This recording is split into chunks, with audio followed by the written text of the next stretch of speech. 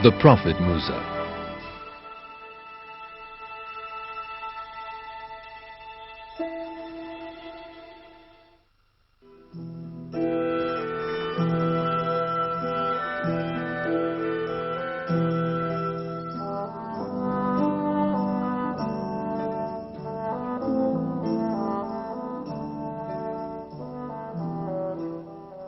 The River Nile.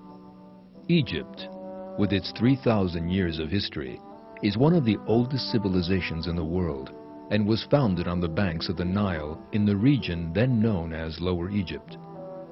Based on a territory stretching from the Nile Delta towards the south, Egypt became one of the wealthiest and most powerful states of the time.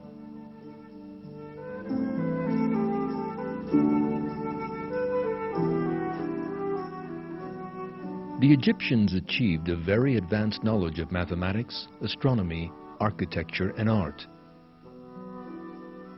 With this knowledge they acquired, they built palaces and pyramids whose secrets have still not been unraveled to this day. The civilization of ancient Egypt took its glorious place on the stage of history for the period of time allotted to it, and then disappeared.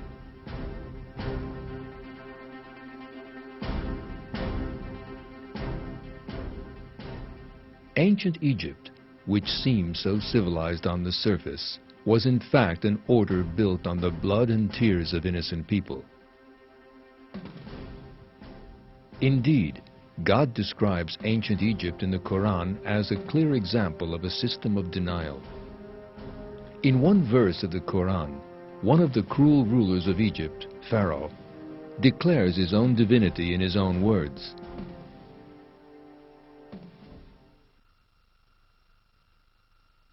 My people, does the kingdom of Egypt not belong to me? Do not all these rivers flow under my control? Do you not then see?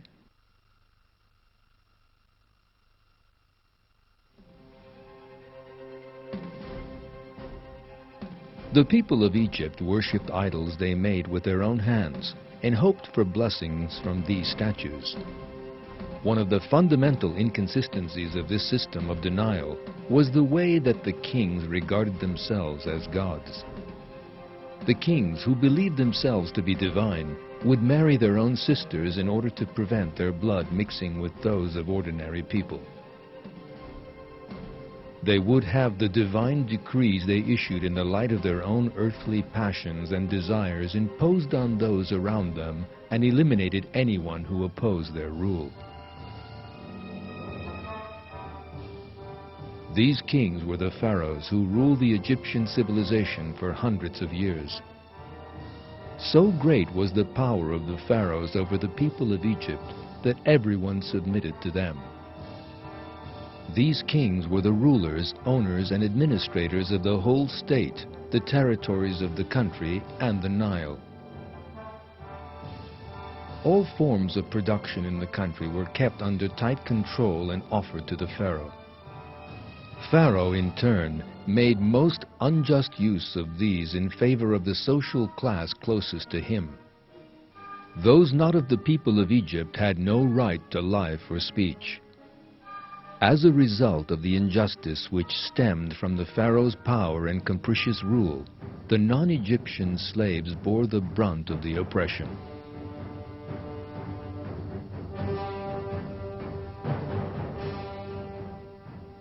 Monarchical rule and slavery have existed in all civilizations in history. But the slaves in Egypt suffered to an extent unknown in any other civilization.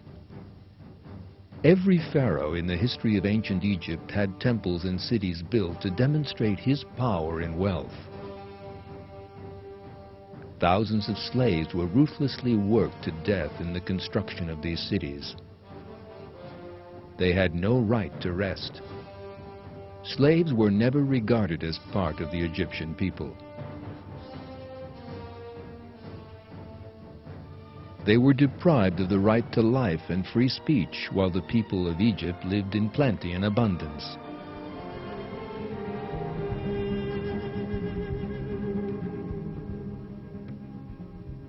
This slave class were the children of Israel, descended from the line of the prophet Ibrahim.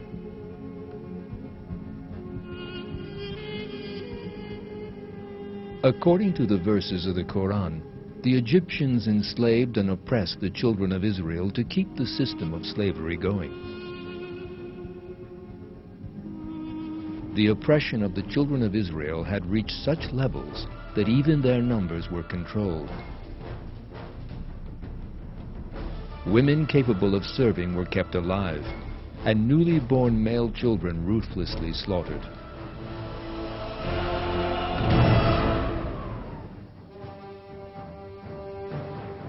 God describes the situation in one verse addressed to the children of Israel.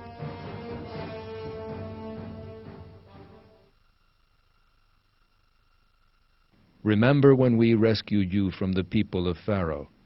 They were inflicting an evil punishment on you, slaughtering your sons and letting your women live. In that there was a tremendous trial for you from your Lord.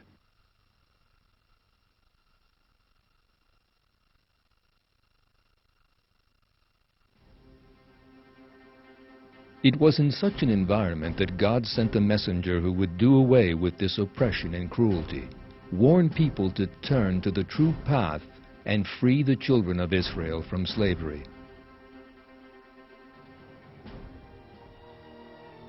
That messenger was the prophet Musa.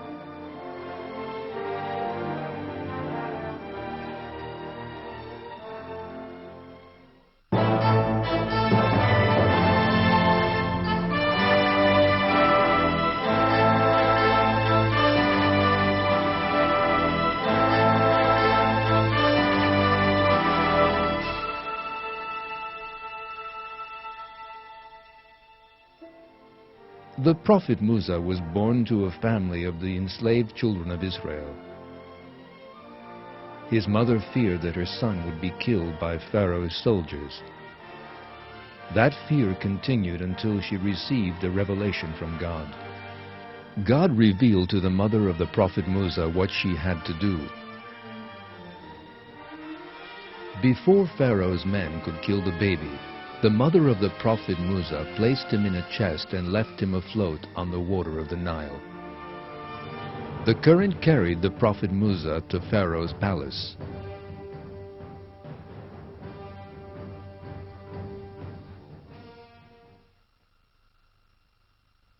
The family of Pharaoh picked him up so that he might be an enemy and a source of grief to them. Certainly Pharaoh and Haman and their troops were in the wrong. The wife of Pharaoh said, "A source of delight for me and for you. Do not kill him. It may well be that he will be of use to us, so perhaps we could adopt him as a son." They were not aware. Thus, following the decree predetermined by God, Pharaoh and his family rescued the prophet Musa from the river and adopted him. The prophet Musa began to be raised like a noble Egyptian in Pharaoh's palace.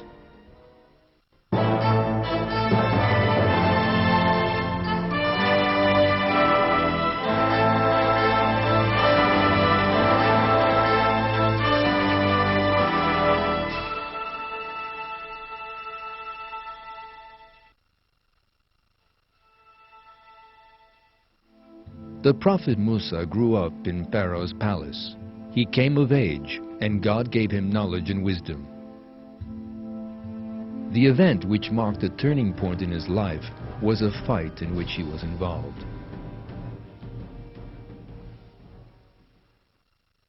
In this fight, the prophet Musa took the side of the man who was from his party, without looking into who was in the right. Though he did not intend to kill him, the other man died from the blow. The prophet Musa realized he had erred and repented, seeking refuge in God. He begged God to forgive the sin he had committed.